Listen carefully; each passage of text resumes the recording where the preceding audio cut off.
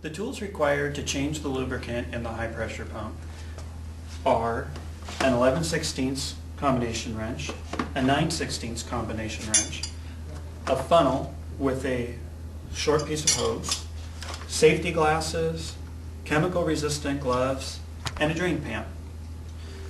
Also, for materials required, HydroMaster recommends an ISO 68 pump lubricant. In this case, it's cat pump lubricant, and the HydroMaster part number is 000087001.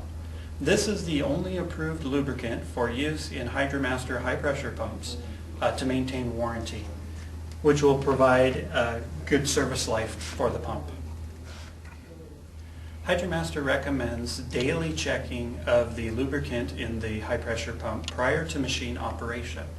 We have provided a sight glass at the rear of the pump for convenience in checking the lubricant level.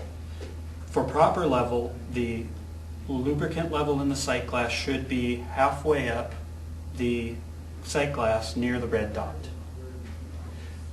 Upon purchase of your machine, the first recommended oil change interval is 50 hours. After the initial change at 50 hours, we recommend a 500-hour interval for oil changing in the high pressure pump. So to change the oil in the pump, our recommendation is first to put on the approved safety equipment in the form of chemical resistant gloves and safety glasses.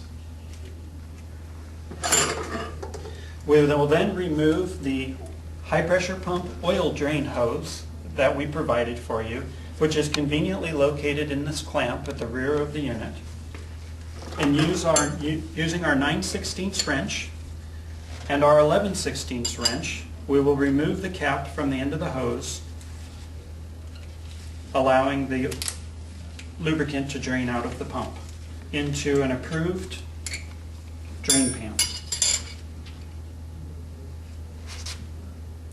Once the oil has drained out of the pump, then make sure to reinstall the cap, initially by hand so you don't cross-thread it, and then by using the same wrenches, again 9/16 and 11/16, and snug the cap just tight enough so that it does not leak, but not tight enough to actually strip the threads. At that point, we will return the hose back into its clamp at the rear of the machine, and we will move around to the other side of the pump and remove the oil fill cap from the top of the pump.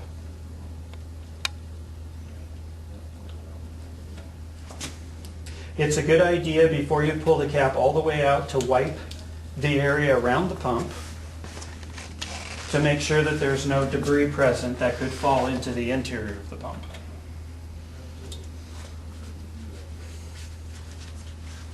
So for now, we'll set the cap aside. Take our funnel with the short length of hose, insert the hose into the top of the pump, and then we will fill